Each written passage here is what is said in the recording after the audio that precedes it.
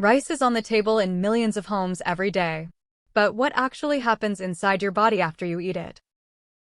Rice is one of the most common foods on the planet, and for millions of people, it's part of the meal almost every day. But have you ever wondered what actually happens inside your body after you eat a plate of rice? Within your digestive system, that bowl of rice is being broken down into smaller molecules. Some of its starch eventually becomes glucose, which can enter your bloodstream and trigger a response from your pancreas.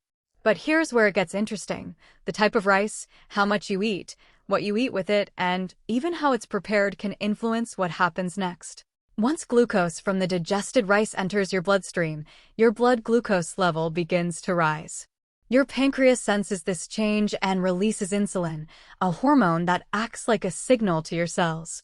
Insulin helps muscle and other tissues take glucose out of the bloodstream so it can be used for energy. Meanwhile, your liver can store some glucose for later. Your body is constantly adjusting this system to keep blood glucose within a healthy range. So does the type of rice matter? It can. White rice has had the bran and germ removed, leaving a more refined grain that is generally digested more quickly. Brown rice keeps those outer layers, providing more fiber and nutrients and often producing a slower blood glucose response. But that doesn't mean brown rice is automatically better for everyone or that white rice is unhealthy. Portion size, cooking method, and what you eat alongside the rice can also influence the overall response.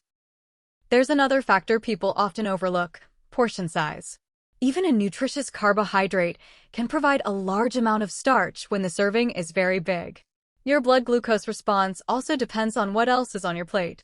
Adding vegetables, beans, or another source of protein and fiber can make a meal more balanced and may slow how quickly carbohydrates are digested and absorbed. So instead of thinking, "I can never eat rice," think about the portion and the whole meal. Here's another interesting detail. What you do with cooked rice can affect how some of its starch behaves. When cooked rice is cooled, part of its starch can reorganize into a form called resistant starch. Resistant starch is digested differently from ordinary starch and can reach the large intestine, where gut bacteria can ferment it. But cooling rice doesn't magically remove its carbohydrates or make unlimited portions harmless. The overall meal, portion size, and how the rice is prepared still matter. Rice doesn't have to be eaten by itself. What you put on the plate with it can change the overall nutritional quality of the meal. Vegetables provide fiber and micronutrients, while beans and other protein-rich foods add protein and can make the meal more satisfying. Healthy fats can also contribute to a balanced meal. Instead of focusing on eliminating rice, think about building a plate where rice is one part of the meal rather than the entire meal. If you have diabetes or you're monitoring your blood glucose, the amount and type of carbohydrate you eat can be especially important.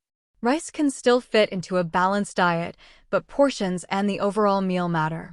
Your individual glucose response can also vary, so monitoring your blood sugar can help you understand how a particular meal affects you. If you're using diabetes medication or insulin, don't change your treatment based on a YouTube video. Work with your healthcare professional. If rice is part of your regular diet, you don't necessarily need to remove it. Start with a reasonable portion and build the rest of your plate around vegetables and a protein-rich food. Choose less refined grains when they fit your preferences and pay attention to how your body responds. If you enjoy leftovers, remember that proper food storage matters. Cool cooked rice promptly and refrigerate it safely rather than leaving it at room temperature. The goal isn't perfection. It's a balanced, should you stop sustainable eating rice? meal. For most people, there isn't a simple yes or no answer. Rice can provide carbohydrates that your body uses for energy, and it can absolutely be part of a nutritious meal. The bigger picture is your portion, the type of rice you choose, what you eat alongside it, and how often you eat it. If you have diabetes or another condition affecting blood glucose, your individual needs may be different. So, the next time you sit down to a plate of rice, remember what is happening beyond the plate. Your digestive system breaks down its starch, glucose can enter your bloodstream, and your pancreas helps coordinate how that glucose is handled. Rice can be part of a healthy diet. Focus on reasonable portions, add vegetables and protein, choose less refined grains when you enjoy them, and pay attention to your individual needs. The goal isn't to fear food, it's to understand it.